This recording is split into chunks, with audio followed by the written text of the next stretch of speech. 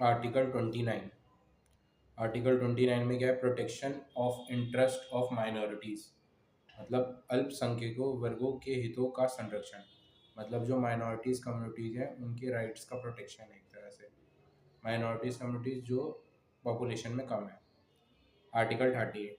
Article 30 है right of minorities to establish and administrate educational institute. मतलब जो minority community है वो अपनी एजुकेशनल इंस्टीट्यूट चला सकते हैं, जैसे मान लो मदरसा हो गया या कोई भी ऐसे शैक्षिक संस्थाओं की स्थापना और प्रशासन करने का अल्पसंख्यक वर्गों का अधिकार। Article 33। Power of parliament to modify the powers conferred by this part in their application to forces etcetera. इस भाग द्वारा प्रदत्त अधिकारियों का बलों आदि को लागू होने में रूपांतरण करने की संसद की शक्ति।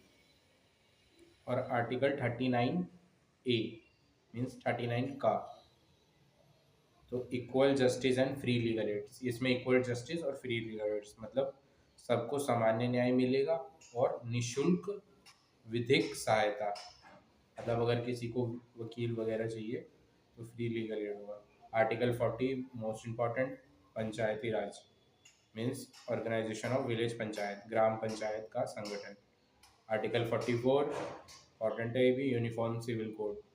यूनिफॉर्म सिविल कोड नागरिकों के लिए एक सामान्य सिविल संहिता, जिसको लागू करने वाला सबसे पहला आज़ादी से पहले गोवा था, और उसके बाद आज़ादी के बाद उत्तराखंड, और अभी रिसेंटली गुजरात ने भी अपने यहाँ यूसीसी लागू कर दिया है, uniform civil code. Article 45। Article 45 में क्या है? Provision of free and compulsory education for children. मतलब फ्री और कंपलसरी एजुकेशन होगी बच्चों के लिए, 6 से 14 साल के बच्चों के लिए। बालकों के लिए निःशुल्क और अनिवार्य शिक्षा का उपबंधन। और आर्टिकल 48 में क्या है? एग्रीकल्चर और एनिमल हस्बेंड्री से प्रोटेक्शन है।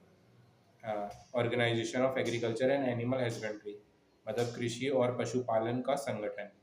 और 48 का में इन्वायरमेंट और जो फॉरेस्ट वगैरह है उनसे प्रोटेक्शन है, उनका प्रोटेक्शन है। मतलब protection and improvement of environment and protection of forest and wild life, ये 48A का में है। एक पर्यावरण का संरक्षण और संवर्धन और वन तथा वन्य जीवों की रक्षा। 49 में क्या है? जो मॉन्यूमेंट्स वगैरह हैं हमारे इम्पोर्टेंट, जैसे ताजमहल हो गया, लाल किला हो गया, रेड फोर्ट, ये सब। ठीक, protection of monument places and objects of national importance, जो एक राष्ट्र के लिए मतलब हमारे धरोहर है, बहुत इंपॉर्टेंट है। Taj Mahal, red fort,